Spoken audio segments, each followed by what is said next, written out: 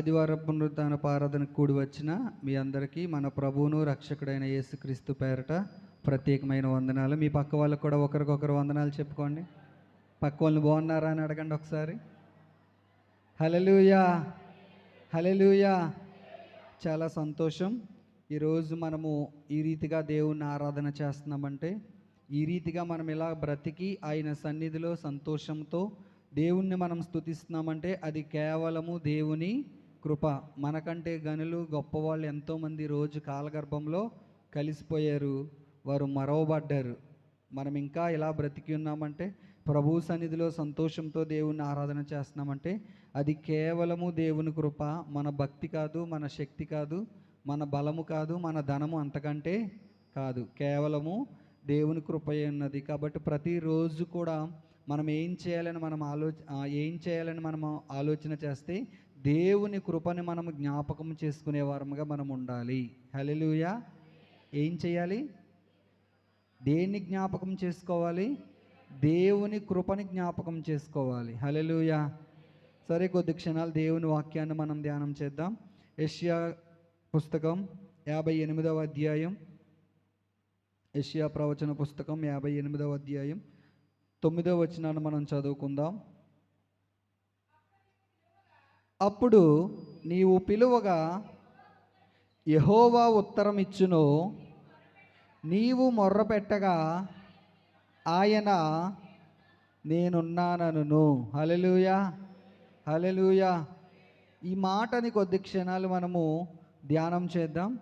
ఇక్కడ మనం ఆలోచన చేసినట్లయితే ప్రియమైన దైవజనాగమా, యెషయా గ్రంథము 58వ అధ్యాయము 9వ వచనాన్ని మనం చదివితే అక్కడ ఇద్దరు మనకి కనిపిస్తున్నారు. ఒకటి ఎవరు అంటే దేవుడు, రెండోది ఎవరు అంటే మనమే. ఆయనకు మొర్రపెట్టే మనము, రెండవదిగా ఎవరు కనబడుతున్నారు? మన మొర ఆలకించే, మనకు ఉత్తరం ఇచ్చే దేవుడు. హల్లెలూయా. ప్రియులారా, మనం ఆలోచన చేసినట్లయితే భక్తుడి ద్వారా అక్కడ ప్రభువు రాయించిన మాట ఏంటంటే, నీవు పిలువగా యెహోవా ఉత్తరం ఇచ్చును, నీవు మొర్రపెట్టగా ఆయన నేనున్నానను. ఈరోజు ఆదివారం వాక్యం చెప్పాలని చెప్పి 4 రోజుల నుంచి నేను బైబిల్ చదువుతూ, ప్రభువా ఏం మాట్లాడాలి, నీ ప్రజల ఎదుట నేను నిలబడుతున్నప్పుడు వారి హృదయం తృప్తి పడాలి అంటే, వారి హృదయము ఆదరించబడాలి అంటే వారికి ఏదో ఒక మాట అవసరమై ఉన్నది. నా సొంత జ్ఞానము కాదు, నా సొంత ఆలోచనలు కాదు.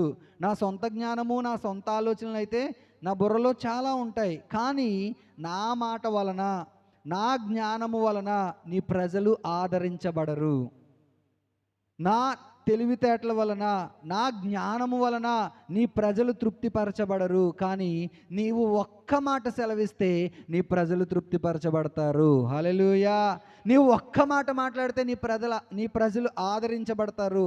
ప్రభువా, వారికి నేను ఏం చెప్పాలి, వారి ఎదుట నేను నిలబడినప్పుడు వారికి ఏ మాట అవసరము అని నేను అనేక విషయాలు నేను బైబిల్ గ్రంథంలోంచి ధ్యానిస్తున్నప్పుడు, చూస్తున్నప్పుడు నాకు ప్రభు ఈ మాట గుర్తు చేశాడు. ఏంటి అంటే, అక్కడ అంటున్నాడు కదా, అప్పుడు నీవు పిలవగా యెహోవా ఉత్తరం ఇచ్చును, నీవు మొర్రపెట్టగా ఆయన నేనున్నానను.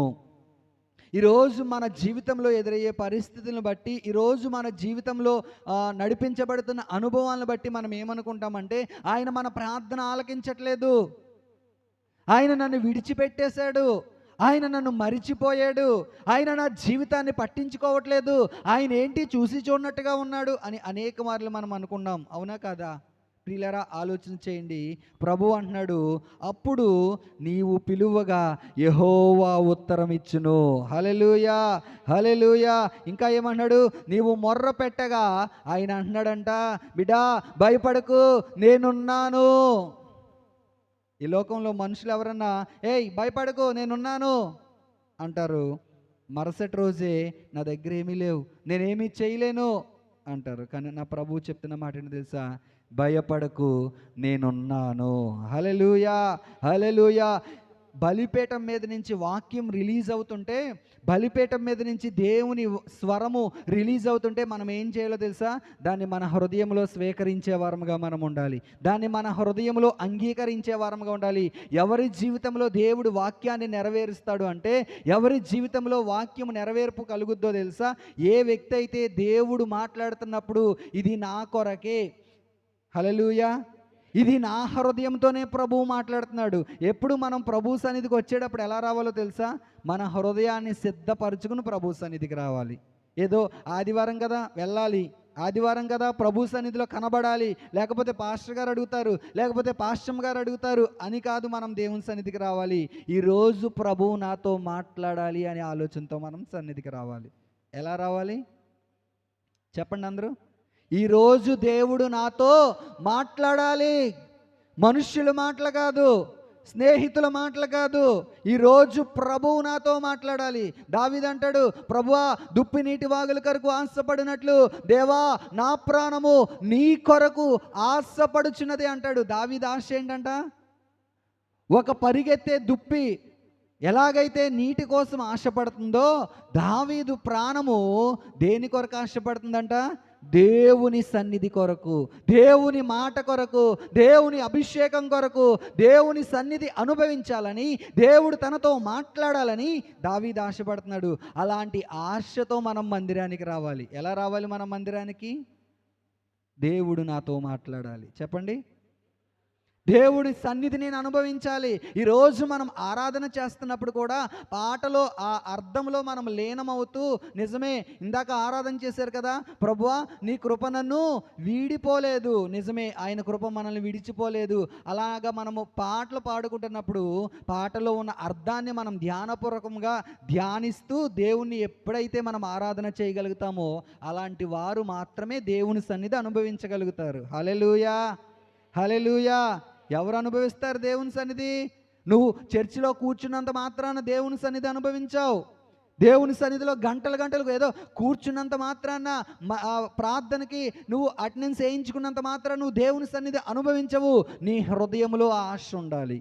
ఏ ఆశ? నేను దేవుని సన్నిధి అనుభవించాలి, దేవుడు నాతో మాట్లాడాలి అనే ఆశతో నువ్వు వస్తే ప్రభు నీతో మాట్లాడతాడు. ఆయన సన్నిధి నువ్వు అనుభవించగలుగుతావు. హల్లెలూయా. ఇక్కడ అంటున్నాడు యెషయా గ్రంథంలో ఏమంటున్నాడంటే, అప్పుడు నీవు పిలువగా యెహోవా ఉత్తరం ఇచ్చును, నీవు మొర్ర పెట్టగా ఆయన నేనున్నానెను. ఏ వ్యక్తి అయితే యథార్థమైన హృదయంతో ప్రార్థన చేస్తాడో, ఏ వ్యక్తి అయితే యథార్థంగా దేవుని సన్నిధిలో ప్రార్థన చేస్తాడో అలాంటి వాళ్ళకు నా ప్రభు అంటున్నాడు, నేను నీకు ఉత్తరం ఇస్తాను. హల్లెలూయా. నేను నీకు జవాబిస్తాను.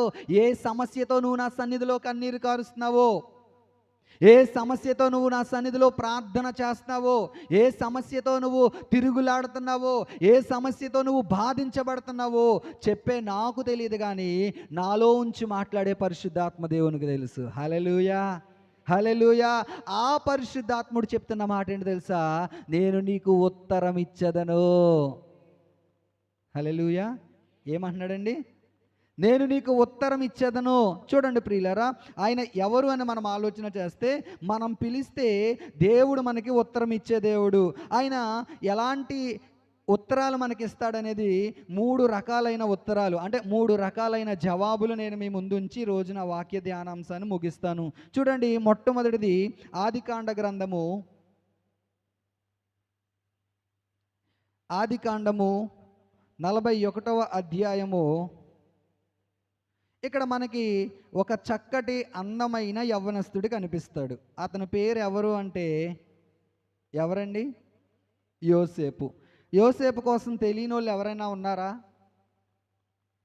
దేవుణ్ణి నమ్ముకున్నది మొదలు ఇప్పటి వరకు కొన్ని వందల సార్లు యోసేపు కోసం మనం విన్నాం కదా.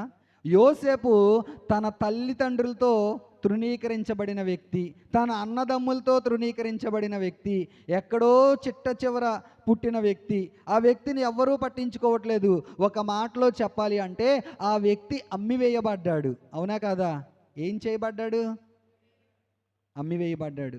ఆ వ్యక్తిని అమ్మేశారు. అన్నదమ్ములందరూ అసూయ చేత, ద్వేషము చేత, ఈర్ష్య చేత ఆ వ్యక్తి ఏం చేయబడ్డాడంటే అమ్మివేయబడ్డాడు. అలాంటి పరిస్థితిలో ఉన్న యోసేపుని దేవుడు ఏ స్థితిలో ఉంచాడో మనందరికీ తెలుసు కదా.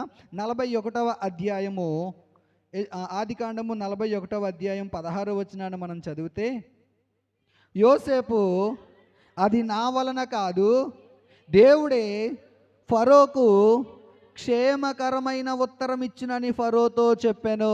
హల్లెలూయా, హల్లెలూయా. మొట్టమొదటిది ఏ ఉత్తరమో తెలుసా?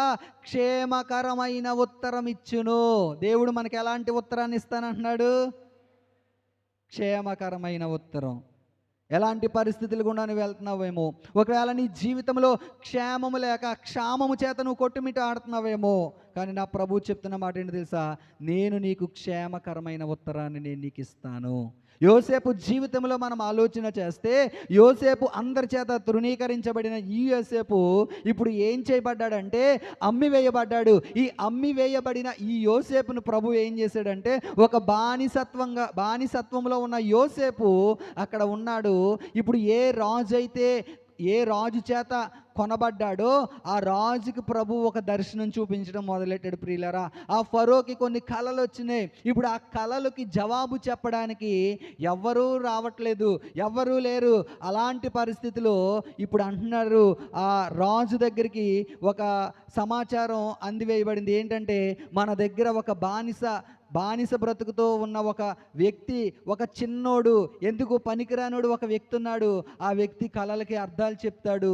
ఆ వ్యక్తి దేవుడు చాలా గొప్ప దేవుడు అన్నప్పుడు ఇప్పుడు రాజుని సహితము ఫరోని సహితము యోసేపు కాళ్ళ దగ్గరికి దేవుడు తీసుకొచ్చాడు. ఇప్పుడు తీసుకొస్తే ఆ యోసేపు ఏమంటున్నాడు తెలుసా? అక్కడ అంటున్నాడు కదా, యోసేపు అది నా వలన కాదు, దేవుడే ఫరోకు క్షేమకరమైన ఉత్తరం ఇచ్చినని ఫరోతో చెప్పాను. బాబు ఫరో, ఈ కళ అర్థం చెప్పడం నా వల్ల కాదు. ఈ కళకి అర్థం ఏమైందో, ఈ కళ భావం ఏమైందో, ఇది నా వల్ల అవ్వదు. మరి ఎవరు చెప్తారు? అదే మనమైతే ఏం చెప్తాం? ఈ రోజుల్లో చాలామంది సేవకులు ఏం చెప్తున్నారు? మా దగ్గర ఏమున్నాయి? స్వస్థత వరం ఉంది, మా దగ్గర ఏముంది? ఫలానా వరం ఉంది, ఈ వరం ఉంది, ఆ వరం ఉంది. వరాలు లేవు అని నేను చెప్పట్లా, కానీ వరాలను బట్టి గర్వించే వాళ్ళు చాలామంది ఉన్నారు. కానీ యోసేపు అంటున్నాడు, యోసేపుకి దర్శనాలకి అర్థం చెప్పే వరం ఉన్నా కూడా యోసేపు ఎంత తగ్గించుకున్నాడో తెలుసా? యోసేపు అంటున్నాడు అక్కడ, యోసేపు అది నా వలన కాదు, దేవుడే ఫరోకు క్షేమకరమైన ఉత్తరం ఇచ్చునని ఫరోతో చెప్పాను. ఏం చెప్తున్నాడంట? బాబు రాజుగారు, ఇది నా వల్ల కాదు, ఇది నా శక్తి కాదు, ఇది నా బలము కాదు, మీకు దేవుడే క్షేమకరమైన ఉత్తరం ఇస్తాడు, నువ్వు దేవుని మీద ఆధారపడు. ఈరోజు మన జీవితంలో నువ్వు ఎలాంటి పరిస్థితులు గుండా నువ్వు నడిపించబడుతున్నా సరే, నువ్వు ఆధారపడవలసింది ఎవరి మీదో తెలుసా? ఎవరి మీద ఆధారపడాలి?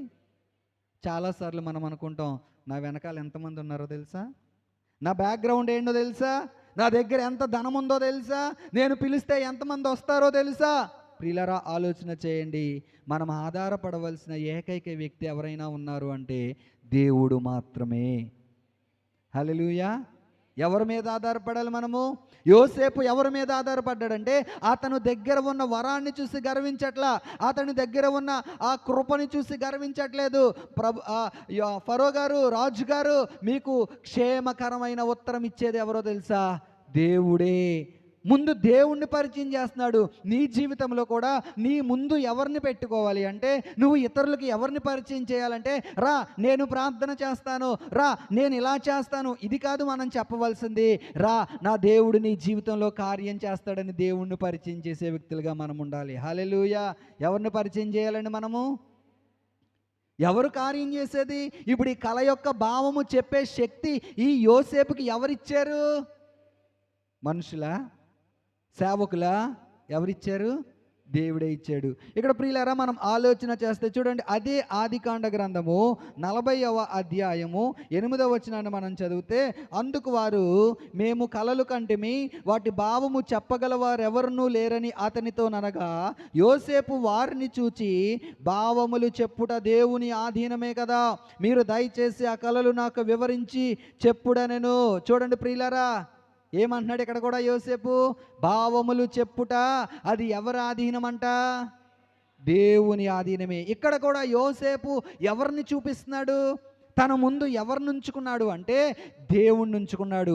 యోసేపు ఆశీర్వదించబడ్డానికి గల కారణం, యోసేపు ప్రధానమంత్రి చేయబడ్డానికి గల కారణం ఏంటంటే తన జీవితంలో ముందు ఎవరిని ఉంచాడు? ఈరోజు నీవు నేను ఆశీర్వదించబడాలి అంటే, ఈరోజు నీవు నేను ఒక స్థితిలో నిలబడాలి అంటే నువ్వు ఎవరిని ముందుంచుకోవాలంటే దేవుణ్ణి నీ ముందుంచుకో. దేవుణ్ణి నీ ముందుంచుకొని నువ్వు ఎన్ని శ్రమలు పడుతున్నా, దేవుడు నీ ముందు ఉండగా నువ్వు ఎన్ని శ్రమలు పడుతున్నా సరే, దేవుడిని నీ ఎదుట పెట్టుకొని నువ్వు ఎన్ని ఇరుకులు, ఇబ్బందులు, బాధలు గుండా వెళ్తున్నా సరే, నువ్వు ప్రార్థన చేస్తే ఆయన నీకు ఉత్తరం ఇచ్చే దేవుడు. హల్లెలూయా అంటున్నాడు కదా. అప్పుడు నీవు పిలువగా ఆయన ఏం చేస్తాడంట? ఉత్తరం ఇస్తారు. నువ్వు పిలిస్తే చాలు ఆయన నీకు ఉత్తరం ఇచ్చే దేవుడు. కొన్నిసార్లు మన శ్రమల్లో మనం ఏం చేస్తామంటే దేవుని మీద ఆధారపడకుండా, మన ముందు దేవుణ్ణి ఉంచుకోకుండా మనం ఏం చేస్తామంటే పరుగులు ఉరుకులు అక్కడికి ఇక్కడికి, వాళ్ళ దగ్గరికి వీళ్ళ దగ్గరికి, అటు ఇటు మనం పరిగెడతా ఉంటాం. కానీ నువ్వు చేయవలసిన మొట్టమొదటి పని ఏంటి అంటే ప్రభు పాదాల దగ్గర ప్రార్థన చేయడం నేర్చుకోవాలి. నా ప్రభు చెప్తున్నాడు, నీవు పిలువు నేను ఉత్తరం ఇస్తాను అంటున్నాడు. కానీ మనం మనుషులను పిలుస్తూ ఉంటాం, మనం డాక్టర్స్ని పిలుస్తూ ఉంటాం, మనం గొప్ప వాళ్ళని పిలుస్తూ ఉంటాం. కానీ పిలవలసిన వ్యక్తిని మాత్రం మనం పిలవట్లేదు మన జీవితంలో కొన్నిసార్లు. హల్లెలూయా. ఏం చేయట్లేదు? ఎవరిని పిలవట్లేదు? నిన్ను ఆశీర్వదించే దేవుణ్ణి పిలవడం మర్చిపోయావు కొన్నిసార్లు, నిన్ను దీవించే దేవుణ్ణి పిలవడం మర్చిపోయావు కొన్నిసార్లు, మనుషుల్ని పిలవడం మొదలు పెడుతున్నావు నువ్వు. అందుకే నీ జీవితంలో కార్యాలు జరగట్లేదు కొన్నిసార్లు. మనుషుల దగ్గరికి పరుగులెడుతున్నావు, అందుకే నీ జీవితంలో కొన్నిసార్లు కార్యాలు జరగట్లేదు. యోసేపు ఏ దేశానికైతే అమ్మివేయబడ్డాడో, ఎక్కడైతే తృణీకరించబడ్డాడో ఆ దేశానికి యోసేపుని దేవుడు ఏం చేశాడు? ప్రధానమంత్రి. అంటే అర్థం ఎవరు ప్రధానమంత్రి అంటే? ఇప్పుడు మన ప్రధానమంత్రి ఎవరు? నరేంద్ర మోడీ కదా. అలాంటి స్థానంలో ఇప్పుడు నరేంద్ర మోడీ ఏ స్థానంలో అయితే ఉన్నాడో అలాంటి స్థానంలో దేవుడు ఎవరు నుంచాడు? ఎవరు? యోసేపు జీవితం ఏంటి? తృణీకరించబడిన జీవితం, బానిస, అమ్మివేయబడ్డ జీవితం. అయినప్పటికీ కూడా యోసేపు జీవితంలో ఎవరిని ఉంచుకున్నాడంటే ముందు దేవుణ్ణి మాత్రమే ఉంచుకున్నాడు. అంటున్నాడు, ఇది నీ కలలు భావము చెప్పడానికి నా దేవుని ఆధీనంలో ఉంది. ఎక్కడ నేను చెప్తాను, నేను చేస్తాను అని ఎక్కడికి ముందుకు రాలేదు. కానీ ఏం చేశాడో తెలుసా? యోసేపు తన ముందు దేవుణ్ణే రాజుగా ప్రతిష్ఠించుకున్నాడు. హల్లెలూయా, హల్లెలూయా. చూడండి ప్రియులారా, 2 కొరింథీయులకు రాసిన పత్రిక 3వ అధ్యాయము 5వ వచనాన్ని మనం చదివితే, కొరింథీయులకు రాసిన 2వ పత్రిక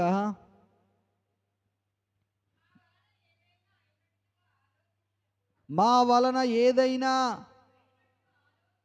అయినట్లుగా ఆలోచించుటకు మా అంతట మేమే సమర్థులము కాదు,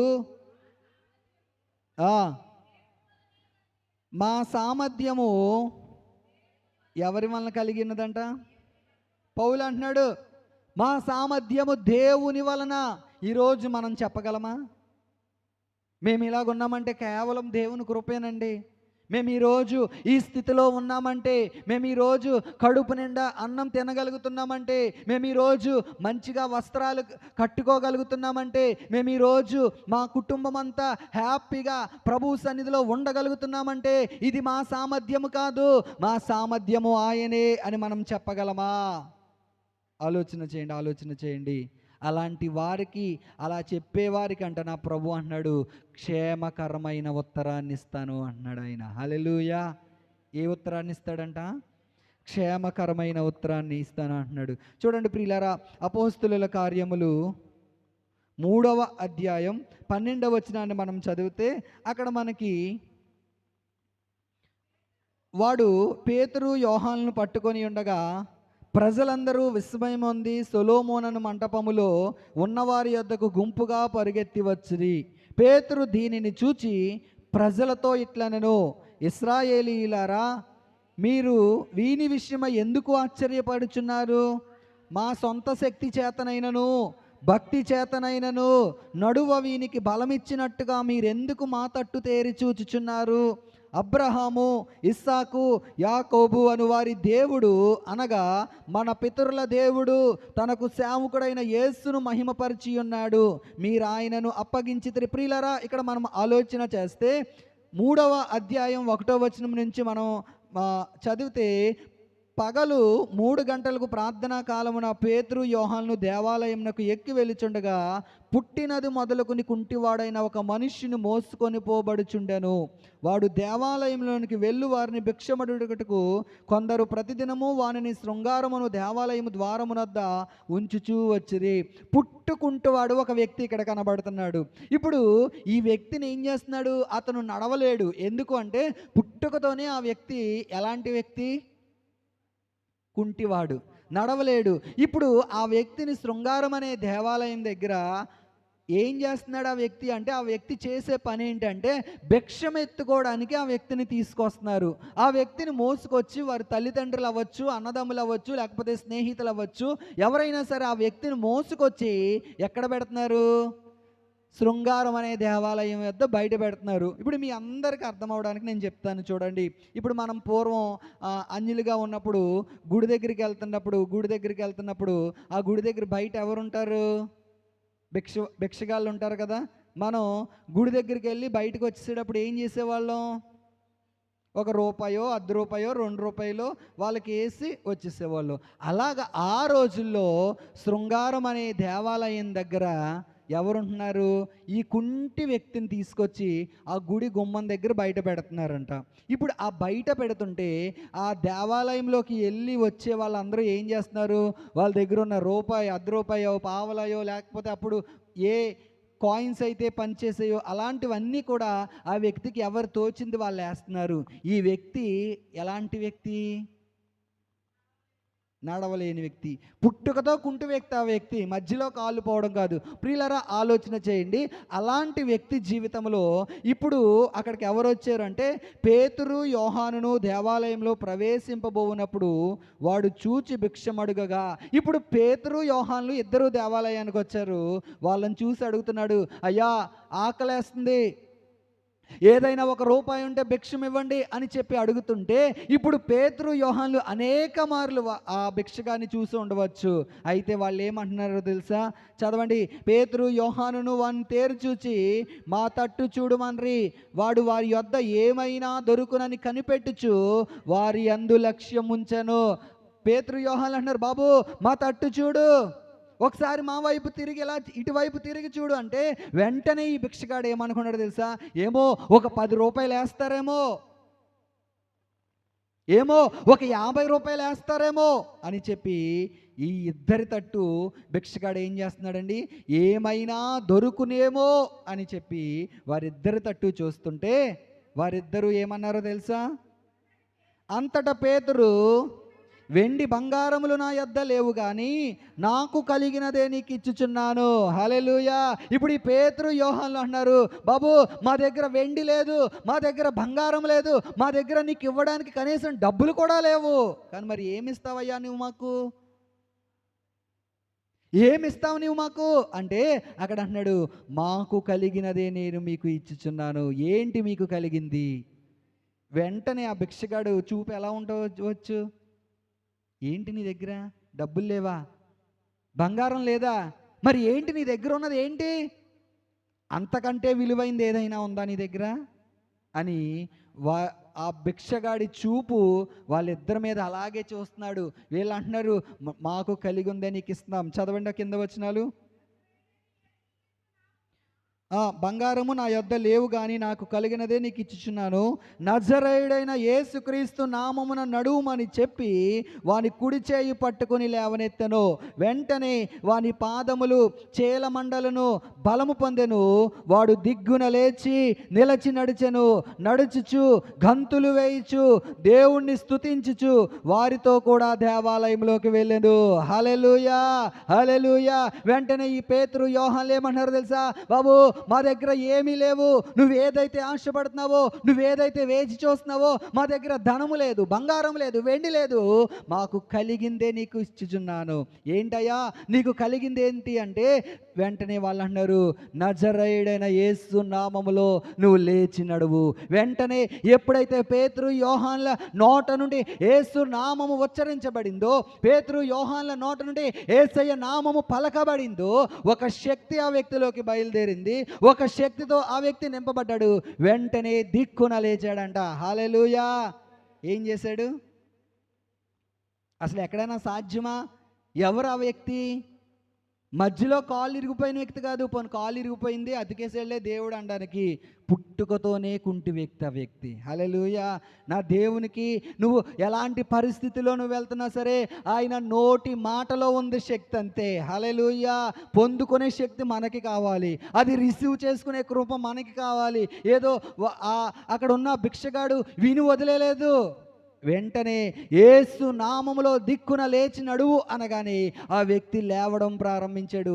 ఈరోజు నీ నా జీవితాల్లో కూడా ప్రభువు చెప్తున్నప్పుడు ఆ మాటను మన జీవితంలో రిసీవ్ చేసుకుంటే, ఆ మాటను మన హృదయంలో అంగీకరించగలిగితే దిక్కున నీ జీవితంలో అద్భుతం జరుగుతుంది. హల్లెలూయా. హల్లెలూయా. పుట్టుకుంటువాడైన ఆ భిక్షగాడి జీవితంలో అద్భుతం జరిగింది. వెంటనే ఆ వ్యక్తి ఏం చేస్తున్నాడంట, అక్కడ అంటున్నాడు కదా, వాడు దిక్కున లేచి నిలచి నడిచెను, నడుచుచు గంతులు వేయిచు దేవుని స్తుతించుచు వారితో కూడా దేవాలయంలోకి వచ్చాడు. ఇప్పుడు నీ జీవితంలో అద్భుతం జరిగినప్పుడు, నీ జీవితంలో దేవుడు ఆశ్చర్యకార్యం చేసినప్పుడు, నీ జీవితంలో ప్రభువు మేలులు చేసినప్పుడు, నువ్వు గంతులు వేసుకుంటూ మొట్టమొదట ఎక్కడికి రావాలో తెలుసా? ప్రభు సన్నిధికి రావాలి. ప్రభు సన్నిధిలో సాక్ష్యం ఇచ్చే బిడ్డగా నువ్వు నిలబడాలి. హల్లెలూయా. హల్లెలూయా. అక్కడ అంటున్నాడు కదా, దిక్కున లేచి గంతులు వేయిచు దేవుణ్ణి స్తుతించుచు వారితో కూడా దేవాలయంలోనికి వెళ్ళాను. వాడు నడుచుచు దేవుని స్తుతించుట ప్రజలందరూ చూచి, శృంగారమును దేవాలయపు ద్వారమునొద్ద భిక్షము కొరకు కూర్చుండిన వాడు వీడే అని గుర్తెరిగి వానికి జరిగిన దానిని చూచి విస్మయముతో నిండి పరవశులైరి. ఆ బిడ్డ జీవితంలో జరిగిన కార్యాన్ని బట్టంట సంఘమంతా దేవుని ఆత్మతో నింపబడి పరవశులైపోయారంట. హల్లెలూయా. హల్లెలూయా. సంఘమంతా దేవుని శక్తిని రుచి చూశారు. ఈరోజు చాలాసార్లు మనం ఏమనుకుంటామంటే, నా జీవితంలో కార్యం జరిగితే సరిపోద్దులే, నా కుటుంబంలో కార్యం జరిగితే సరిపోద్దులే, పక్కోళ్ళు ఎలా పోయినా మనకు అనవసరం అని మనం అనుకుంటాం కదా. చాలాసార్లు స్వార్థము, అసూయ. దేవుణ్ణి నమ్ముకుంటాం, దేవుని బలలో పాలు పంపులు పొందుతాం, కానీ మనలో ఎంత అసూయ ఉంటుందో. మనకన్నా ఎవరైనా పాట కొంచెం మంచిగా పాడితే, మనకన్నా ఎవరైనా కొంచెం మంచిగా వస్త్రాలు వేసుకుంటే, మనకంటే ఎవరైనా ఒక అరగంట ప్రార్థన చేస్తే, మనకంటే ఎవరైనా కొంచెం సేవకులకి ఎక్కువగా దగ్గరైతే మనకి ఎంత అసూయో, ఎంత స్వార్థమో. నేను ముందా మీరు ముందా? ప్రియులారా, ఆలోచన చేయండి. దేవుని వాక్యాన్ని మనం జాగ్రత్తగా చదివితే వెంటనే ఆ వ్యక్తి జీవితంలో జరిగిన కార్యాన్ని బట్టి ఏం చేశారు? సంఘం అంతా పరవశులైపోయారంట. ఈరోజు మన సంఘంలో ఎవరి జీవితంలోనైనా ఒక అద్భుత కార్యం జరిగిందా? మన అందరము వారిని బట్టి దేవుణ్ణి స్తుతించే వారముగా మనం ఉండాలి. హల్లెలూయా. అప్పుడు దేవుడు నీ జీవితంలో కార్యాలు చేయడం మొదలెడతాడు. అర్థమవుతుందా? నీ పక్కింటోళ్ళ జీవితంలో ఏదైనా దేవుడు అద్భుతం చేశాడా? నీ సంఘంలో వేరే వారి కుటుంబంలో ఏదైనా దేవుడు అద్భుతం చేశాడా? వారిని బట్టి నువ్వు స్తుతించడం మొదలుపెట్టు. అప్పుడు దేవుడు నీకు ద్వారాలు తెరవడం ప్రారంభిస్తాడు. హల్లెలూయా. హల్లెలూయా. ప్రియులారా, ఆలోచన చేయండి. ఎప్పుడైతే దేవుడు ఇక్కడ ఏం చేశాడంటే, ఇక్కడ పేతురు అంటాడు, నీవు మా తట్టు ఎందుకు చూస్తున్నావు? దేవుని తట్టు చూడు. ఎప్పుడైతే ఆ వ్యక్తి దేవుని తట్టు చూడడం మొదలుపెట్టాడో, ఎప్పుడైతే ఆ వ్యక్తి దేవుని వైపు తిరిగి, ప్రభువా నీవు తప్ప నాకు బంగారం వద్దు, నాకు ఏమి వద్దు, నా జీవితంలో ఒక కార్యం చేయగల దేవుడు నీవే అని ఆ కుంటి వ్యక్తి పేతురు వైపు, యోహానుల వైపు దేవుని తట్టు చూశాడు. దేవుడు వెంటనే వారి జీవితంలో కార్యాన్ని చేసినట్లుగా మనం చూస్తున్నాం. హల్లెలూయా. ప్రియులారా, మొట్టమొదటిది ఏమి ఉత్తరం అని చెప్పాను? క్షేమకరమైన ఉత్తరము. యోసేపు ఏమంటున్నాడు? ఫరో గారు, మీకు దేవుడే క్షేమకరమైన ఉత్తరం ఇచ్చిన. రెండవ ఉత్తరానికి నేను వస్తున్నాను చూడండి. జకరియా గ్రంథము 1వ అధ్యాయము, జకరియా ప్రవచన పుస్తకం 1వ అధ్యాయము 13వ వచనాన్ని మనం చదివితే,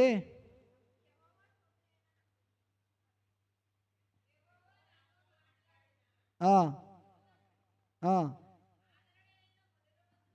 యెహోవా నాతో మాటలాడిన దూతకు ఆదరణ అయిన మధుర వచనములతో ఉత్తరం ఇచ్చాను. రెండవ ఉత్తరం ఆదరణకరమైన ఉత్తరం. దేవుడు నీకు ఇచ్చే రెండవ ఉత్తరం ఏంటో తెలుసా?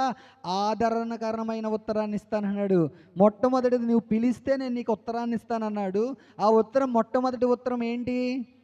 క్షేమకరమైన ఉత్తరం. రెండవ ఉత్తరం ఏంటి అంటే ఆదరణకరమైన ఉత్తరం. హల్లెలూయా.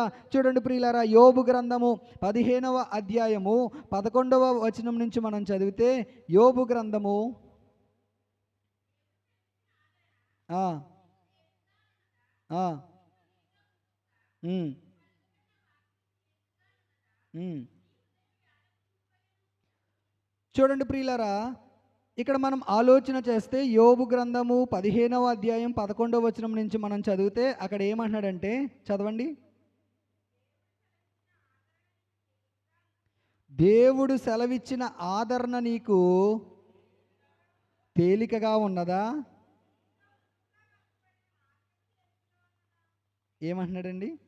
దేవుడిచ్చే ఆదరణ కొంతమందికి ఎలా ఉంటుందంట? తేలికగా.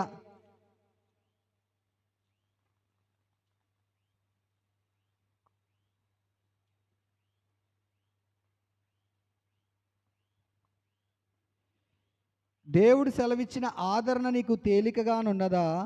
ఇట్లు నీతో మృదువుగా పలకబడిన వాక్యము తేలికగా ఉన్నదా? నీ హృదయము ఏల కృంగిపోయెను, నీ కన్నులు ఏల ఎర్రబారుచున్నవి.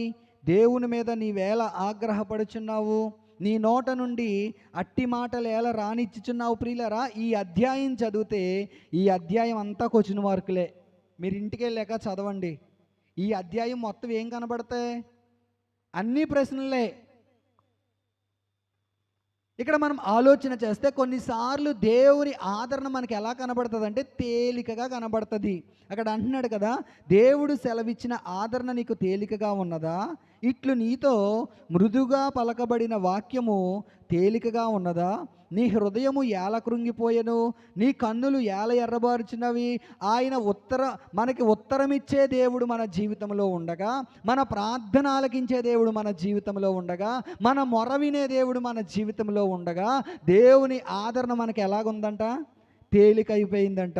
నీతో మృదువుగా పలకబడిన వాక్యం ఏమైపోయింది? తేలికైపోయింది. మన హృదయము కృంగిపోతుంది కొన్నిసార్లు. ఎలాగుంది మన హృదయం? మనము వెళ్ళే పరిస్థితులను బట్టి మన హృదయం ఎలాగైపోయింది అంటే కృంగిపోయిన అనుభవాలు, నీరసిల్లిపోయే అనుభవాలు, దుఃఖపడే అనుభవాలు. ఇలాంటి పరిస్థితుల్లో గుండా మనం వెళ్తున్నప్పుడు నీ కన్నులు ఏల ఎర్రబారుచున్నవి, దేవుని మీద నీవేళ ఆగ్రహపడుచున్నావు, నీ నోట నుండి అట్టి మాటలు ఏల రానిచ్చుచున్నావు. కొన్నిసార్లు ఏమంటావు? దేవుడు నాకేం చేశాడు కదా. మన జీవితంలో గడిచిన కాలంలో ఎన్ని మేలులు చేసాడో ఒకసారి తలపోస్తే ఇప్పుడు మనకు వచ్చిన శ్రమే కాదు. అర్థమవుతుందన్నమాట. గడిచిన కాలంలో దేవుడు నీ జీవితంలో ఎలాంటి మేలు, ఏదైనా నీకు ఒక సమస్య ఎదురవుతున్నప్పుడు, ఏదైనా ఒక కష్టం గుండా నువ్వు నడిపించబడుతున్నప్పుడు, ఏదైనా ఒక బాధ నీకు ఎదురైనప్పుడు నువ్వు ఆలోచించవలసిన విషయం ఏంటో తెలుసా? ముందు ఈ సమస్య నుంచి ఎలా బయటికి రావాలి అది కాదు నువ్వు ఆలోచించవలసిన విషయం. గతంలో నీ దేవుడు నీ పట్ల ఎలాంటి ఆశ్చర్యకార్యాలు చేశాడో అయ్యి ముందు నువ్వు తలపోయాలి. అర్థమైందన్నమాట. మనుషులుగా మనం ఎలాగ ఆలోచిస్తామంటే ఈ సమస్య నుంచి నేను ఎలా బయటికి రావాలి, ఈ గలిబిల నుంచి నేను ఎలా బయటికి రావాలి, ఎక్కడికి వెళ్తే నాకు ఈ సమస్య సాల్వ్ అవుతుంది, ఎటువైపు పరిగెడితే నేను ఈ సమస్యలోంచి బయటికి రాగలను. మనుషులుగా మనం ఇలాగ ఆలోచన చేస్తాం. అవునా కాదా? మీరే కాదు, నేనైనా అంతే ఒక మనిషిగా. కానీ మనము చేయవలసిన పని ఏంటంటే, నువ్వు ప్రభువుని నమ్ముకున్నప్పటి నుంచి ఇప్పటి వరకు, యేసు ప్రభువుని దేవుడిగా నీ స్వరక్షకుడిగా అంగీకరించినప్పటి నుంచి, ప్రభువు నీకు పరిచయం అయినప్పటి నుంచి ఇప్పటి వరకు ఆయన నీ జీవితంలో ఎన్ని మేలులు చేసాడో నువ్వు తలపోసుకుంటూ నువ్వు దేవుని స్తుతించగలిగితే ఇప్పుడు నీకు వచ్చిన శ్రమే కాదు. ఇక్కడ అంటున్నాడు యోబు, ఏమంటున్నాడంటే నీ హృదయము ఏల కృంగిపోయెను, నీ కన్నులు ఏల ఎర్రబారుచున్నవి, దేవుని మీద నీవేళ ఆగ్రహపడుచున్నావు. కొన్నిసార్లు మనకు ఎదురయ్యే పరిస్థితులను బట్టి ఎవరి మీద ఆగ్రహం చెందుతావు, ఎవరి మీద కోపగిస్తావు, ఎవరి మీద నువ్వు ఆయాసం పెంచుకుంటావు అంటే దేవుడు నాకేం చేశాడు? దేవుడు నాకు ఎప్పుడు మీరు అనుకోలేదా? ఎప్పుడు మీరు ఇలాగ ఆలోచన చేయలేదా? ఎప్పుడు మీ హృదయంలో ఈ ఆలోచన రాలేదా? దేవుడు నాకేం చేశాడు? యథార్థంగా భక్తి చేస్తున్నానే, ప్రభు సన్నిధిలో నమ్మకత్వం కలిగి నేను జీవిస్తున్నానే, యథార్థంగా ఇచ్చే విషయంలో నమ్మకత్వం కలిగి ఉన్నానే, ప్రార్థన 10 కంటే 9:30కే వెళ్ళి నేను ప్రభు సన్నిధిలో ప్రార్థనకి వెళ్తున్నానే, కానీ దేవుడు నాకేం చేశాడు? దేవుడు నా జీవితంలో ఏంటి చేశాడు? ప్రియులారా, మనం ఆలోచన చేస్తే దేవుని సన్నిధిలో మన జీవితంలో ఆయన ఎన్ని ఉపకారాలు చేశాడో, మన జీవితంలో ఆయన ఎన్ని మేలులు చేశాడో అవన్నీ మనం తలపోసుకుంటే ఇప్పుడు ఉన్న శ్రమ మనకి శ్రమలాగా అనిపించదు. ఈ శ్రమలో మనం ఏం పొందుతామో తెలుసా? ఆదరణ మనం పొందుతాము. హల్లెలూయా, హల్లెలూయా. ఏమొస్తుంది మనకి? ఎవరో వచ్చి నిన్ను ఆదరించక్కర్లా, ఎవరో వచ్చి నిన్ను ధైర్యపరచక్కర్లా. కొన్నిసార్లు మనుషుల ఆదరణ వైపు మనం చూస్తూ ఉంటాం. కొన్నిసార్లు ఎవరైనా మన స్నేహితులు, బంధువులు, రక్త సంబంధికులు మనుష్యుల వైపు చూసి, అయ్యో నా కష్టంలో వాళ్ళు నన్ను పట్టించుకోలేదు, నా బాధలో వాళ్ళు నన్ను వదిలేశారు అని మనుషుల వైపు మనం చూస్తాం. కానీ నా ప్రభువు చెప్తున్నాడు, ఆదరణకరమైన ఉత్తరాన్ని నేను నీకు ఇస్తాను అంటున్నాడు ఈరోజు. హల్లెలూయా, హల్లెలూయా. చూడండి ప్రియులారా, జెఫన్యా గ్రంథము 3వ అధ్యాయము 17వ వచనాన్ని మనం చదివితే, నీ దేవుడైన యెహోవా నీ మధ్య ఉన్నాడు, ఆయన శక్తిమంతుడు, ఆయన మిమ్మును రక్షించును, ఆయన బహు ఆనందముతో మీ అందు సంతోషించును, మీ అందు తనకున్న ప్రేమను బట్టి శాంతము వహించి మీ అందరి సంతోషము చేత ఆయన హర్షించును. ఆయన మీ అందు ఎప్పుడు సంతోషిస్తాడో తెలుసా? శ్రమల్లో నువ్వు ఆయన ఆదరణ వైపు చూస్తున్నప్పుడు, శ్రమల్లో నువ్వు ఆయన ఆదరణ నువ్వు అనుభవిస్తున్నప్పుడు ఆయన ఏం చేస్తాడంటే మీ అందు సంతోషించే దేవుడు. హల్లెలూయా, హల్లెలూయా. అందుకే ఒక భక్తుడు ఏమంటాడు తెలుసా? దైవజనుడు యేసన్న గారు ఆయన శ్రమల్లో, ఆయన బాధల్లో, ఆయన ఇరుకుల్లో ఆయన ఏమంటాడంటే, ఆయన ప్రాణంతోనే ఆయన ఒక మాట ఏం చెప్పుకుంటాడో తెలుసా? నా ప్రాణమా నాలో నీవేళ కృంగి అన్నావు, దేవుని వలన ఎన్నో మేళ్లను నీవు అనుభవించితివే, ఎందుకిలా జరిగిందని. తెలుసా ఈ పాట?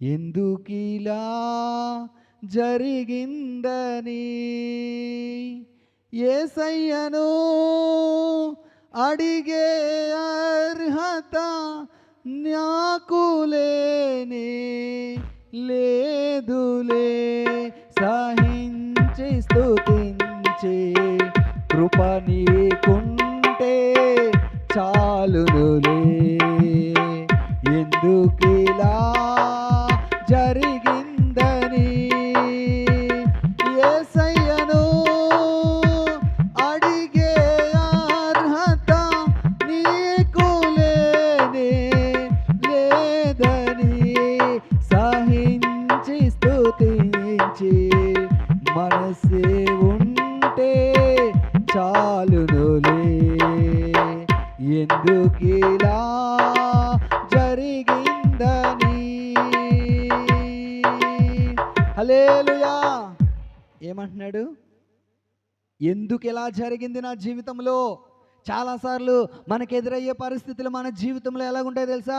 ఒక పెద్ద క్వశ్చన్ మార్కు, ఒక పెద్ద ప్రశ్నగానే ఉంటాయి కొన్నిసార్లు మన జీవితంలో.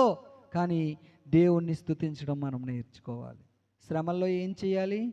దేవుణ్ణి స్తుతించడం మనం నేర్చుకోవాలి. ఈ మధ్యకాలంలోనే మనందరికీ తెలుసు కదా, అమెరికా దేశంలో ఒక వ్యక్తి వాక్యం చెప్తుంటే షూట్ చేశారు. వెంటనే ఆ బుల్లెట్ వచ్చి తన గొంతులో దిగింది. అక్కడికక్కడే తన భార్య చెప్తుంది, నా భర్త ఏ పరిచర్య అయితే వదిలేసి వెళ్ళిపోయాడో ఆ పరిచర్య నేను కొనసాగిస్తాను. హల్లెలూయా, హల్లెలూయా. చార్లీ క్రిక్ అనే తన భార్య చెప్తున్న మాట ఏంటో తెలుసా? నా భర్త ఏ పరిచర్య అయితే వదిలేసి వెళ్ళిపోయాడో ప్రభు దగ్గరికి, ఆ పరిచర్య నేను కొనసాగిస్తాను. చెప్పగలమా అలాంటి పరిస్థితిలో ఆ మాట? చిన్న పరిస్థితి, ఏదైనా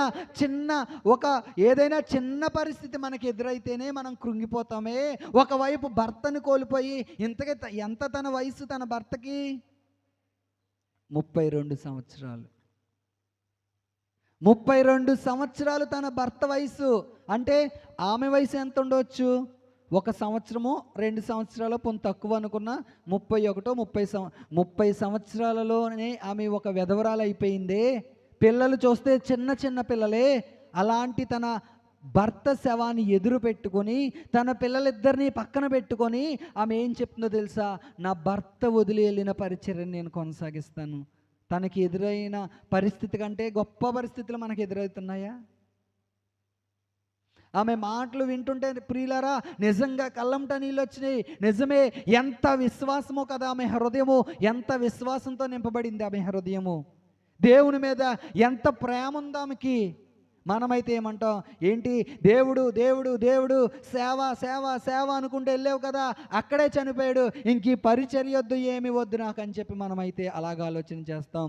కానీ ఆమె అంటుంది, నా భర్త ప్రభు దగ్గరికి వెళ్ళిపోయాడు, నేను నా ప్రభు సేవ నేను కొనసాగిస్తాను. దానికి ముందే ఎక్కడో అమెరికా దేశంలో కాదు ప్రియులారా, మన ఆంధ్రప్రదేశ్లోనే విజయవాడ అనే పట్టణంలో ఒక సేవకుడు చనిపోతే, ఆ సేవకుడు కూడా వయసు ఇంచుమించు 35 లోపు లేకపోతే 40 లోపు ఉంటాయి. ఆ సేవకుడు కూడా చర్చిలో మీటింగ్స్ జరుగుతున్నాయి. మీటింగ్స్ దినాల్లోనే ఆ సేవకుడు ప్రభు దగ్గరికి వెళ్ళిపోయాడు, చనిపోయాడు. భర్త శవం అక్కడ ఉండగానే భార్య బలిపీఠం ఎక్కి ప్రభువుని ఆరాధన చేస్తుంది.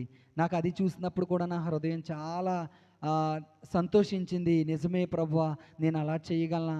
అలాంటి పరిస్థితులు నా జీవితంలో ఎదురైనప్పుడు భర్త శవాన్ని ఎదురుగా పెట్టుకొని తన బలిపీఠం ఎక్కి ఓ ప్రభు సన్నిధిలో నాట్యమాడుతూ పరవశిస్తూ ఆనందిస్తుంది. నిజమే, కొన్నిసార్లు అవిశ్వాసులకు అది ఎలా కనిపిస్తుంది అంటే, ఒక వెర్రితనంగా, ఒక పిచ్చెక్కిందేమో ఈ అమ్మాయికి చిన్న వయసులో భర్తను కోల్పోయిన ఈ అమ్మాయికి ఏమెక్కింది? పిచ్చెక్కిందేమో అని సమాజం అనుకుంటుందేమో. కానీ తన ప్రభు సన్నిధిలో, దేవుని సన్నిధిలో ఆనందించడం నేను చూశాను ప్రియులారా. చూడండి, కావాలంటే యూట్యూబ్లో ఉంటాయి. అను సామ్యుయల్ అని కొడితే అమ్మాయి వీడియోస్ అన్నీ ఓపెన్ అవుతాయి. ప్రియులారా, ఆలోచన చేయండి. ఎలాంటి పరిస్థితులు ఎదురైనా సరే దేవుణ్ణి ప్రశ్నించే వారంగా మనం ఉండకూడదు. ఎదురవుతాయి శ్రమలు, కష్టాలు, శోధనలు, ఇరుకులు, ఇబ్బందులు అన్నీ ఎదురవుతాయి. కానీ దేవుని వైపు నువ్వు నిలబడగలిగితే, దేవుని సన్నిధిలో యథార్థంగా నువ్వు ప్రార్థన చేయగలిగితే ఆయన నీకు ఏమిస్తాడో తెలుసా? క్షేమకరమైన ఉత్తరాన్ని నీకు ఇస్తాడు. రెండవది, ఆయన నీకేమిస్తాడో తెలుసా? ఆదరణకరమైన ఉత్తరాన్ని నీకు ఆయన ఇస్తాడు. చూడండి, యోబు గ్రంథము 16వ అధ్యాయము 2వ వచనాన్ని మనం చదివితే, యోబు గ్రంథము 16వ అధ్యాయం 2వ వచనం, ఇట్టి మాటలు అనేకములు నేను విని ఉన్నాను, మీరందరూ బాధకే కర్తలు కానీ ఆదరణకు కర్తలు కారు. ఈ గాలి మాటలు ముగిసిపోయేనా? నీకేమి బాధ కలుగుడి చేత నాకు ఉత్తరం ఇచ్చి ప్రియులారా, ఇక్కడ మనం ఆలోచన చేస్తే ఎన్నో పరిస్థితులు యోబు చూసి ఇప్పుడు అందుకు యోబు ఎలాగూ ప్రత్యుత్తరం ఇచ్చాను. ఇట్టి మాటలు అనేకములు నేను విని ఉన్నాను.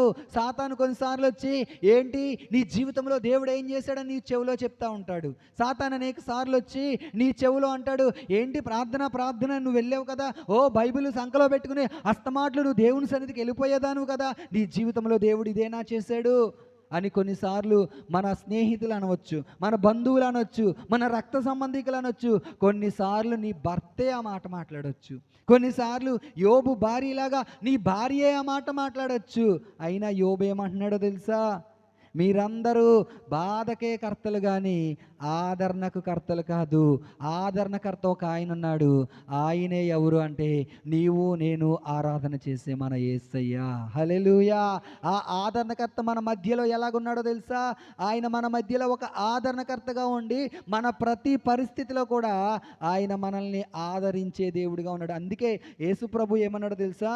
నేను వెళ్ళి మీ కొరకు ఒక గొప్ప ఆదరణకర్తను పంపిస్తానన్నాడు. అలాగే చూడండి ప్రియులారా, కీర్తనల గ్రంథము 94వ సంకీర్తన 19వ వచనాన్ని మనం చదివితే అక్కడ అంటున్నాడు కదా, నీ గొప్ప ఆదరణ చేత. కీర్తనల గ్రంథము 94వ సంకీర్తన 19వ వచనం, నా అంతరంగమందు విచారములు హెచ్చగా, భక్తుడు అంటున్నాడు నా అంతరంగములో బాధలు ఎక్కువైపోగా, నా అంతరంగములో కన్నీరు ఎక్కువైపోగా, నా అంతరంగములో విచారములు హెచ్చగా, నీ గొప్ప ఆదరణ నా ప్రాణమునకు నెమ్మది కలుగజేయుచున్నది. హల్లెలూయా.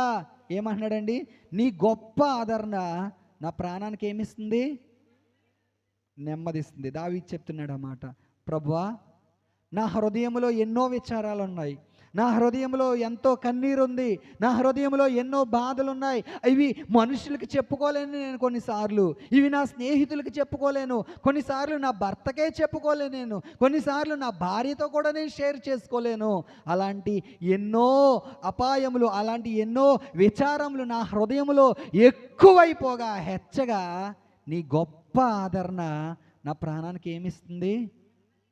నెమ్మదిస్తుంది. ఆయన సన్నిధిలో ఏముందో తెలుసా? ఆదరణ.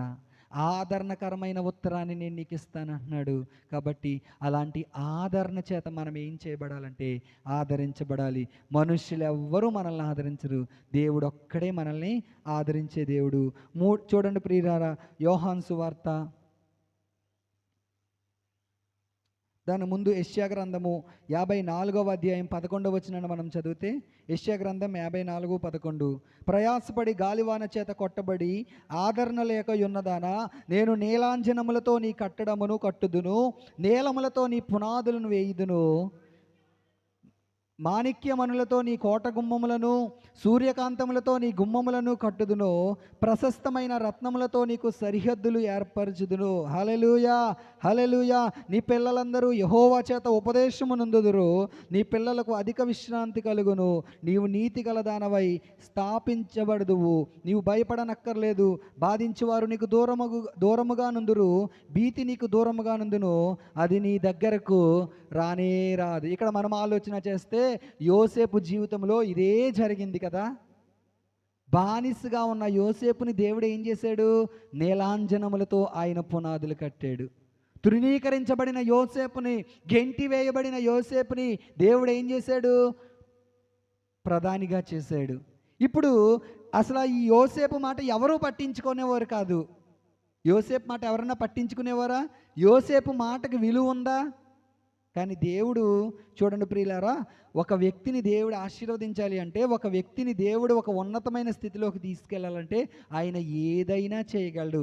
ఈ మధ్యన మనందరం మొత్తం యూట్యూబ్లోని ఎక్కడ చూసినా ఒకే పాట కదా, ఏమైనా చేయగలవు. కథ మొత్తం యోసేపు జీవితంలో దేవుడు చేశాడా? కథ మొత్తం ఏం చేశాడు? తృణీకరించబడిన అన్నలు, గెంటి వేయబడిన అన్నలు ఇప్పుడు ప్రధానిగా యోసేపు ఉంటే, ఆ ప్రధాని యోసేపు అనే విషయం ఈ అన్నలకు తెలియదు. ఈ అన్నలందరూ వెళ్ళి ఒక రాజు దగ్గరికి వెళ్ళినట్లుగా భయపడుతున్నారు, సాగిల పడుతున్నారు. అసలు యోసేపుని గుర్తుపట్టలేదు ఆ అన్నలు. దేవుడు నీ స్థితి మార్చాడంటే అలా మారుస్తాడు. హల్లెలూయా. ఎలా మారుస్తాడు? మనుషులు నిన్ను గుర్తుపట్టలేనంతగా దేవుడు నీ స్థితిగతులు మార్చగల దేవుడు. యోసేపు అంటున్నాడు, యోసేపు గుర్తుపట్టాడు. ఏంటి వీళ్ళు ఎవరు? నా అన్నల్లాగున్నారే. లోపలికి వెళ్ళిపోయాడు. ఒకసారి తన అన్నల్ని చూశాడు, లోపలికి వెళ్ళిపోయాడు. ఇప్పుడు లోపలికి వెళ్ళి యోసేపు డైరెక్ట్గా వాళ్ళని పలకరించలేదు. తనకు చిన్నప్పుడు అవన్నీ గుర్తొచ్చినాయి. తను చిన్నప్పుడు ఏ పరిస్థితిలో ఉండేవాడో, ఎలా ఉండేవాడో, తన అన్నలు ఎలాగ ఏం చేశారో ఇవన్నీ గుర్తొచ్చి ఒకసారి లోపలికి వెళ్ళాడు, ఏడ్చాడు, బాధపడ్డాడు, అవన్నీ గుర్తు చేసుకున్నాడు. నేను అనుకుంటాను ఆత్మలో దేవుణ్ణి స్తుతించాడేమో. ప్రభువా, ఎంత గొప్ప స్థితి నాకు ఇచ్చావు ప్రభువా, దేవా ఎంత ఉన్నతమైన స్థితి నాకు ఇచ్చావు ప్రభువా. నన్ను అమ్మేశారు, అమ్మివేయబడ్డ నన్ను, బానిసగా తృణీకరించబడిన నన్ను ప్రధానిగా చేసి ఎవరైతే నన్ను అమ్మేశారో, ఎవరైతే నన్ను తృణీకరించారో వాళ్ళని నా కాళ్ళ దగ్గరికి నువ్వు తీసుకొచ్చావే. నువ్వెంత గొప్ప దేవుడు అయ్యా. నా కథ మొత్తం మార్చేసావు కదయ్యా నువ్వు. హల్లెలూయా. ఏం చేశాడు? కథ మొత్తం ఏం చేశాడు? మార్చేశాడు. యోసేపు కథను మార్చిన దేవుడు ఈరోజు నువ్వు ఏ పరిస్థితిలో ఉన్నా సరే నా కథలు మార్చగల దేవుడు ఆయన. హల్లెలూయా, హల్లెలూయా. మీరు ఆ మాటని నమ్మితే దేవుణ్ణి స్తుతించగలుగుతారు. మీరు నమ్మకపోతే విగ్రహాల్లాగా అలా కూర్చుని చూస్తారు అంతే. యోసేపు కథ మార్చిన దేవుడు, యోసేపు స్థితిగతులు మార్చిన దేవుడు, యోసేపు పరిస్థితి అంతా మార్చిన దేవుడు, ఆయన ఏమైనా చేయగల దేవుడు, కథ మొత్తం మార్చగల దేవుడు. నా జీవితాల్లో కూడా సమస్తాన్ని ఆయన మార్చగల దేవుడు. క్షేమకరమైన ఉత్తరాన్ని నీకు ఇచ్చే దేవుడు, ఆదరణకరమైన ఉత్తరాన్ని ఇచ్చే దేవుడు. మనం ఎలాగ ఆదరించబడతామంటే, ఒక వ్యక్తి జీవితంలో ఆదరించబడాలి అంటే ఆ వ్యక్తిలో ఎవరు ఉండాలో తెలుసా? ఆదరణకర్త ఉండాలి. చెప్పండి ఒకసారి, ఎవరు ఆదరణకర్త? చూడండి, యోహాను సువార్త 14వ అధ్యాయం, యోహాను సువార్త 14వ అధ్యాయం 16వ వచనాన్ని మనం చదివితే, నేను తండ్రిని వేడుకొందును, మీ వద్ద ఎల్లప్పుడూ ఉండుటకై ఆయన వేరొక ఆదరణకర్తను, అనగా సత్యస్వరూపియగు ఆత్మను మీకు అనుగ్రహించెను. చూడండి ప్రియులారా, నేను తండ్రిని వేడుకొందును, మీ వద్ద ఎల్లప్పుడూ ఉండుటకు. ఇప్పుడు యేసు ప్రభు మన మధ్యలో ఉన్నాడా లేదా? ఆయన ఉన్నాడా లేడా? శారీరకంగా యేసు ప్రభు మన మధ్యలో ఉన్నాడా లేడా? డౌటా? ఉంటే చూపించండి. లేడు కదా ఆయన. ఆయన వెళ్ళిపోయి, ఆయన వెళ్తూ వెళ్తూ ఏం చెప్పాడో తెలుసా? నేను వెళ్ళి మీ కొరకు వేరొక ఆదరణకర్తను నేను మీకు పంపిస్తాను. ఇప్పుడు ఆ ఆదరణకర్త ఎవరు అంటే, పరిశుద్ధాత్మ దేవుణ్ణి మన మధ్యకి ఆయన పంపించాడు కదా. ఇక్కడ చూడండి ప్రియులారా, అదే అధ్యాయం 26వ వచనాన్ని మనం చదివితే, నేను మీ వద్ద ఉండగానే ఈ మాటలు మీతో చెప్పి తిని, ఆదరణకర్త అనగా తండ్రి నామమున పంపబోవు పరిశుద్ధాత్మ సమస్తమును మీకు బోధించి, నేను మీతో చెప్పిన సంగతులన్నిటినీ మీకు జ్ఞాపకము చేయును. నేను చెప్పాను కదా ఇందాక, మనలో ఎవరు ఉండాలి? మన మధ్య ఎవరు నివాసం చేయాలి? ఆదరణకర్త నివాసం చేయాలి. ఇప్పుడు ఈ ఆదరణకర్త అయినటువంటి పరిశుద్ధాత్మ దేవుడు ఏం చేస్తాడంటే, తండ్రి మనకి ఏం చేశాడో, తండ్రి మనకి ఏం చెప్తున్నాడో, మనము ఎలాగుండాలో, ఎలా ఆదరించబడాలో, ఈ పరిశుద్ధాత్మ దేవుడు ఏం చేస్తాడంటే, మన జీవితంలో ఒక ఆదరణకర్తగా ఉండి దేవుని వాక్యాన్ని మనకి జ్ఞాపకం చేస్తాడు. హల్లెలూయా, హల్లెలూయా. అక్కడ అంటున్నాడు కదా 26లో ఏమన్నాడండి? ఆదరణకర్త అనగా తండ్రి నామమున పంపబోవు పరిశుద్ధాత్మ సమస్తమును మీకు బోధించి. పరిశుద్ధాత్మ దేవుడు ఏం చేస్తాడు? సమస్తాన్ని మనకు బోధిస్తాడు. బోధించి, నేను మీతో చెప్పిన సంగతులన్నిటినీ పరిశుద్ధాత్ముడు ఏం చేస్తాడు? జ్ఞాపకం చేస్తాడు. ప్రతిదీ మీకు జ్ఞాపకం చేస్తాడు. కృంగిపోయే సమయంలో నిన్ను ఆయన ఆదరిస్తాడు. నీరసిల్లిపోయే సమయంలో, బలహీనమైపోయే సమయంలో ఆయన నీకు బలాన్ని ప్రసాదిస్తాడు. కానీ నీలో ఎవరు ఉండాలో తెలుసా? ఏ ఆదరణకర్త అయితే పంపబడ్డాడో ఆ ఆదరణకర్త నీలో ఉండాలి. హల్లెలూయా. ఒకవేళ ఇప్పటికైనా పరిశుద్ధాత్మ అభిషేకం పొందుకోకపోతే, ఒకవేళ నీటి బాప్తిస్మంతో నేను ఆగిపోతే, ఈరోజు నువ్వు అడగవలసిన మాట ఏంటంటే, ప్రభువా నాలోకి రండి, నన్ను నీ ఆత్మతో అభిషేకించండి. హల్లెలూయా. ఏమడగాలి?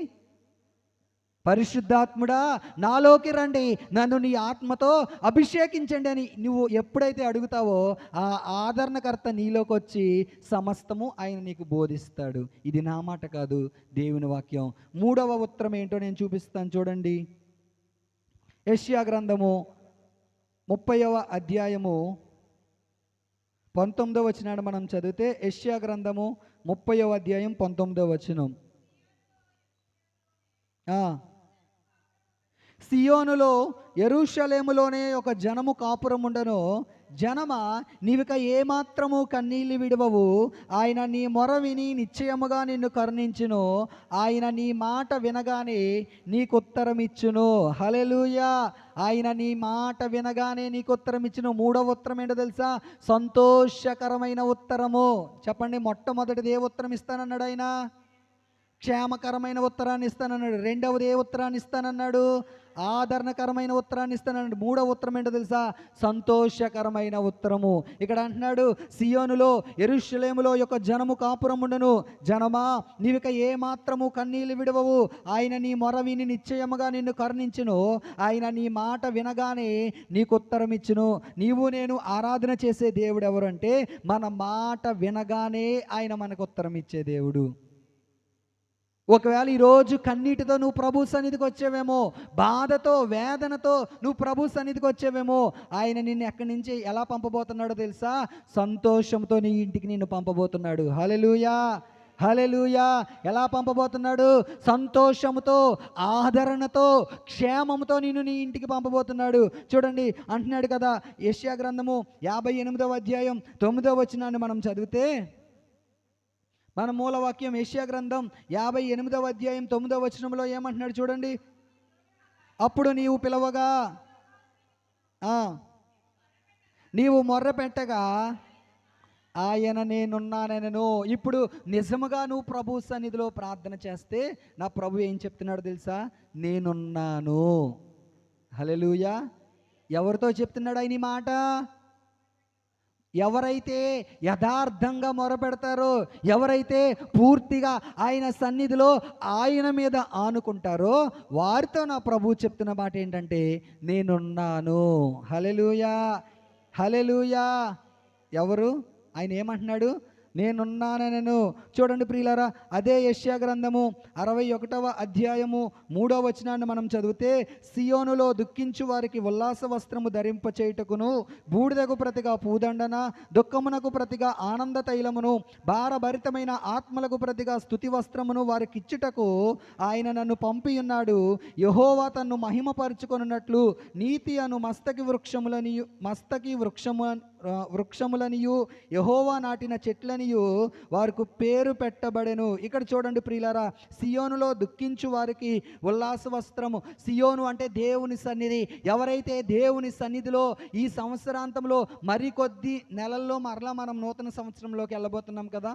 ఇప్పుడు మనం ఏమనుకుంటున్నామంటే, ప్రభువా జనవరి నెలలో నీవు నాకు పలానా వాగ్దానం చేసావు కదా, ఇన్ని నెలలు అయిపోయినాయి, ఇంచుమించు 9వ నెల కూడా అయిపోబోతుంది, మరికొద్ది ఒక 10 రోజుల్లో 10వ నెలలోకి మేము అడుగు పెట్టబోతున్నాం. ఇంకా నా జీవితంలో వాగ్దానం నెరవేరలేదే, ఇంకా నా ప్రార్థనకు నువ్వు జవాబు ఇవ్వట్లేదే, ఇంకా నా జీవితంలో నువ్వు నా మొర వినట్లేదే అని నువ్వు గనక కన్నీరు కారుస్తూ ఉంటే, నా ప్రభు చెప్తున్నాడు, అక్కడ అంటున్నాడు, సియోనులో దుఃఖించు వారికి ఉల్లాస వస్త్రములు ధరింపచేయుటకు, బూడిదకు ప్రతిగా పూదండన, దుఃఖమునకు ప్రతిగా ఆనంద తైలాన్ని ఇస్తానంటున్నాడు. కానీ నువ్వు చేయవలసింది ఏంటంటే, యథార్థంగా ఆయన సన్నిధిలో ప్రార్థన చేయాలి. మొట్టమొదటిది ఏంటి అని చెప్పాను? రెండవ ఉత్తరం ఏంటి?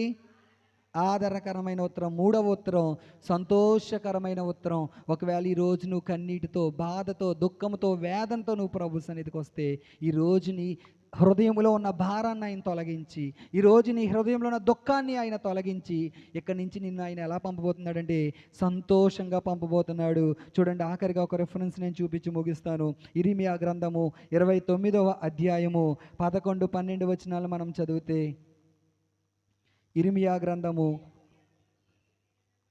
నేను మిమ్మల్ని గూర్చి ఉద్దేశించిన సంగతులను నేను ఎరుగుదును, రాబో కాలమందు మీకు నిరీక్షణ కలుగునట్లుగా అవి సమాధానకరమైన ఉద్దేశములే గాని హానికరమైనవి కావు. ఇదే యెహోవా వాక్కు. మీరు నాకు మొర్ర పెట్టుదురేని, మీరు నాకు ప్రార్థన చేయిచు వత్తురేని, నేను మీ మనవి ఆలకింతును. హల్లెలూయా, హల్లెలూయా. ప్రభు మనతో చెప్తున్న మాట ఏంటి అంటే, ఆయన మనల్ని గూర్చిన ఉద్దేశములు సమాధానకరమైన ఉద్దేశాలంట. మీరు నా సన్నిధిలో మొర్ర పెడితే నేను మీ ప్రార్థన ఆలకిస్తాను అంటున్నాడు. కాబట్టి ఈరోజు ఒక భారభరితమైన హృదయంతో, ఏ విషయంలో నలిగిపోతూ నేరసిల్లిపోతూ, ఇంకా ఈ పరిస్థితి నా వల్ల అవ్వదు, ఇది ఎలాగా దాటాలో, ఈ పరిస్థితిని నేను ఎలాగా గెలవాలో నాకు అర్థం కావట్లేదని నువ్వు ప్రభు సన్నిధికి వస్తే, ఇప్పుడే నువ్వు ప్రార్థన చేయి. ప్రభువా, ఉత్తరాన్ని ఇస్తానన్నావు కదా, క్షేమకరమైన ఉత్తరాన్ని ఇస్తానన్నావు, ఆదరణకరమైన ఉత్తరాన్ని ఇస్తానన్నావు, సంతోషకరమైన ఉత్తరాన్ని ఇస్తానన్నావు. ఈ 3 ఉత్తరాలతో నా జీవితాన్ని, నా హృదయాన్ని మీరు తృప్తిపరచండి అని చెప్పి మనము దేవుని సన్నిధిలో మనము ప్రార్థన చేయాలి. మన పిలుపు ఎలాగుండాలో తెలుసా? మనం దేవుణ్ణి పిలిచే పిలుపులో ఆచారం ఉండకూడదంట. ఏముండాలంట? ఆధ్యాత్మికత ఉండాలంట. దేవుని సన్నిధిలో ఆచార సంబంధమైన ప్రార్థన కాదు. కొన్ని సంఘాలను మనం ఆలోచన చేస్తే, నామకార్థ సంఘాల్లో ప్రార్థన ఎలాగుంటుందో తెలుసా? హృదయాంతరంగాల్లోంచి ప్రార్థన చేయరాళ్ళు. వాళ్ళ దగ్గర ఏముంటాయంటే, ప్రార్థన ఎలా చేయాలో పుస్తకం ఉంటుందన్నమాట. ఆ ప్రార్థన చదివేస్తారు, అదే ప్రార్థన వాళ్ళకి. ఆరాధన ఇలా చేయరు, వాళ్ళ దగ్గర ఒక పుస్తకం ఉంటుంది, ఒక క్రమం మాట. నామకార్థ సంఘాల్లో ఉండే క్రమం అది. వాళ్ళ దగ్గర ఉన్న పుస్తకాన్ని తీసి ఎవరో పూర్వం అది రాశారు, దాన్ని చదివేస్తారు అంతే. అదే ఆరాధన. కానీ మన ఆరాధనలో, మన ప్రార్థనలో ఆచరణ కాదు. ఏముండాలంటే ఆధ్యాత్మికత ఉండాలి. ఆధ్యాత్మికమైన ప్రార్థన, ఆధ్యాత్మికమైన ఆరాధన, దేవుని హృదయాన్ని కదిలించే ప్రార్థన, దేవుని హృదయాన్ని కదిలించే ఆరాధన మన జీవితంలో ఉండాలి. అలాగే మన ప్రార్థనలో విసుగుదల కాదు, విశ్వాసం ఉండాలి. చాలాసార్లు ప్రార్థన చేసి చేసి చేసి మనకేమొచ్చేస్తుంది? విసుగుదల వచ్చేస్తుంది కదా. కానీ విసుగుదల కాదు. ప్రార్థన ఎలా చేయాలో తెలుసా? విశ్వాసంతో మనం ప్రార్థన చేయాలి. వేషధారణ కాదంట, యథార్థత ఉండాలంట. ఏముండాలి మన ప్రార్థనలో? బైబిల్ గ్రంథంలో ఒక వ్యక్తి వేషధారణతో ప్రార్థన చేశాడు, మరొక వ్యక్తి యథార్థంగా ప్రార్థన చేశాడు. ఎవరు కదా? మనందరికీ తెలుసు. సండే స్కూల్ పిల్లల్ని అడిగినా చెప్తారు ఈ ప్రార్థన కోసం. నెక్స్ట్, లోకం కాదు పరలోకం ఉండాలి, అపరిశుద్ధత కాదు పరిశుద్ధత ఉండాలి. మన ప్రార్థనలో ఏముండాలి అంటే పరిశుద్ధత కలిగిన ప్రార్థనగా మనం ప్రభు సన్నిధిలో ప్రార్థన చేయాలి. ఎప్పుడైతే వీటితో మనం ప్రభు సన్నిధిలో ప్రభువును మనం యథార్థంగా మనం పిలుస్తామో, ఆయన మనకు 3 ఉత్తరాలు ఇస్తానన్నాడు. చెప్పండి, ముగిస్తాను. 1, రాత్రి 12ంటికి లేపినా సరే ఈ వాక్యం మీరు చెప్పగలగాలి. ఆయన ఎలాంటి ఉత్తరాలు ఇస్తానన్నాడు? క్షేమకరమైన ఉత్తరాన్ని ఇస్తానన్నాడు. 2వదిగా ఆదరణకరమైన ఉత్తరాన్ని ఇస్తానన్నాడు. 3వదిగా సంతోషకరమైన ఉత్తరాన్ని ఇస్తానన్నాడు. మన మూలవాక్యం ఒకసారి చెప్పండి. యెషయా గ్రంథము 58వ అధ్యాయం 9వ వచనం ఏమన్నాడు? అప్పుడు నీవు పిలవగా నేను నీకు ఉత్తరం ఇస్తాను, నీవు మొర్ర పెట్టగా ఆయన ఏమంటున్నాడు? నేనున్నాను అనను. ఎక్కడ వారు అక్కడే మోకరిద్దాం, ప్రార్థన చేద్దాం. చాలు ప్రభువా, ఈ మాటలు నా జీవితంలో చాలు ప్రభువా, ఈ రోజుకి ఈ మాటలు నా జీవితంలో చాలు ప్రభువా. సంతోషంతో నా ఇంటికి నేను వెళ్తాను ప్రభువా. అప్పుడు నీవు మొర్రపెట్టగా ఆయన నీకు ఉత్తరం ఇస్తానన్న మాట అవును, నిజమే. మన జీవితంలో ప్రభువుకు మొర్రపెట్టే వరముగా మనం ఉండాలి. అయ్యా, ఈ వాక్యము ద్వారా నా హృదయంతో మీరు మాట్లాడారు ప్రభువా. ఈ వాక్యం ద్వారా నా హృదయంలో మీరు నెమ్మదినిచ్చారు ప్రభు అని వారు లేచి నిలబడదాం ఒక్కసారి ప్రభు సన్నిధిలో యథార్థముగా. ఎవరితో అయితే దేవుడు మాట్లాడాడో, ఎవరితో అయితే ప్రభు మాట్లాడాడో ఒక్కసారి లేచి నిలబడి మన 2 చేతులు ఆకాశమందున దేవుని వైపు ఎత్తి, ఏ విషయంలో నువ్వు కృంగిపోతున్నావో, ఏ విషయంలో నువ్వు నీరసిల్లిపోతున్నావో, ఏ విషయంలో నువ్వు బాధపడుతున్నావో, ఏ విషయంలో ఇంకా ఈ పరిస్థితులు నా వల్ల అవ్వట్లేదు అని నువ్వు మానసికంగా నువ్వు కృంగిపోతున్నావు, అలాంటి పరిస్థితిలో ఉన్న నీతోనే ప్రభువు మాట్లాడాడు. మనుషుల వైపు చూడకు. యోసేపుని ఆశీర్వదించిన దేవుడు. యోసేపు అంటున్నాడు ఫరోతో, బాబు క్షేమకరమైన ఉత్తరాన్ని ప్రభువు నీకు ఇస్తాడు, దేవుడి మీద ఆధారపడని యోసేపు చెప్తున్నాడు. యోసేపు ఎక్కడ? ఇది నా భక్తి, ఇది నా శక్తి, ఇది నా గొప్పతనం అని యోసేపు చెప్పట్లేదు. మనము కూడా మనల్ని మనము తగ్గించుకొని ప్రభు సన్నిధిలో ప్రార్థన చేసే వారముగా ఉండాలి. క్షేమకరమైన ఉత్తరము దేవుడు మనకిస్తానంటున్నాడు. ఈరోజు ఒక్కొక్క క్షణము కన్నీటితో అయిన సన్నిధిలో ప్రార్థన చేద్దామా? ఒక్కొక్క క్షణము రోదిద్దామైన సన్నిధిలో. అయ్యా, మనుషుల వైపు చూసి చూసి అలసిపోయామయ్యా, ఆదరణకరమైన ఉత్తరాన్ని ఇస్తానంటున్నాడు. యోబు అంటున్నాడు, మీరు ఆదరణకి కర్తలు కాదు, బాధకే మీరు కర్తలు అంటున్నాడు. ఈ రోజున ఎవరు నిన్ను బాధిస్తున్నారో, ఈ రోజున ఎవరు నిన్ను కృంగతీస్తున్నారో, ఈ రోజున ఏ సమస్య చేత నువ్వు కుమిలిపోతున్నావో నా ప్రభు చెప్తున్నాడు, నేను మిమ్మల్ని ఆదరిస్తానంటున్నాడు. ఆ ఆదరణకర్తను పొందుకో. నువ్వు ఆదరణకర్త నీలోకి ఆహ్వానించు. ఆయన నీకు సమస్తము బోధిస్తాడు. పరిశుద్ధాత్మ లేని వారు నా వారు కాదు. ప్రతి ఒక్కరూ ఆత్మతో నింపబడుతూ దేవానను నీ ఆత్మతో నింపండి ప్రభువా. మూడవదిగా సంతోషకరమైన సమాధానాన్ని నేను మీకు ఇస్తానన్నాడు. హల్లెలూయా, హల్లెలూయా, హల్లెలూయా. దేవానికి స్తోత్రం, స్తోత్రం, స్తోత్రం, స్తోత్రాలు నాయనా, స్తోత్రమయ్యా, స్తోత్రమయ్యా. సర్వాధికారికి స్తోత్రాలు నాయనా. దేవా నీ కృప నిరంతరం ఉంటుంది ప్రభువానికి స్తోత్రాలు. నీవు ఆదరణనిచ్చే దేవుడు, క్షేమమునిచ్చేటువంటి దేవుడు నాయనా. నీకు మనసారా స్తుతి చెల్లిస్తున్నాము నాయనా. ఈ సమయమందు ప్రభువా, దేవా నీ బిడ్డలు నాయనా, మా తండ్రి విన్నటువంటి ఈ మాటలు ప్రభువా, దేవా గ్రహింపునకు తీసుకురండి ప్రభువా. ఎవరు ఆదరణ లేకుండా ఉన్నారో వారికి ఆదరణను మీరు దయచేయండి. ఎవరు క్షేమము లేకుండా ఉన్నారో వారికి క్షేమాన్ని మీరు దయచేయండి. సంతోషకరమైన సమాధానకరమైన నీ ఉద్దేశ్యాలు ప్రభువా వారు అర్థం చేసుకోవడానికి మీరు సహాయం చేయండి. ఎంతవరకు నాయనా వాక్యం అందించిన నీ బిడ్డను జ్ఞాపకం చేసుకుని పరిశుద్ధపరిచి బలపరిచి నీ మహిమార్థం మరి ముందుకు నడిపించండి. విన్న మాటలందరి హృదయాల్లో మీరు ఫలింప చేయండి. దేవా చేరి వచ్చిన నీ బిడ్డల్లో రక్షణ లేని వారు ఉన్నారు నాయన. వారిని నువ్వు ప్రేమిస్తున్నావు, వారి ఎడల నీవు ఎన్నో ఉపకారాలు చేస్తున్నావు నాయన.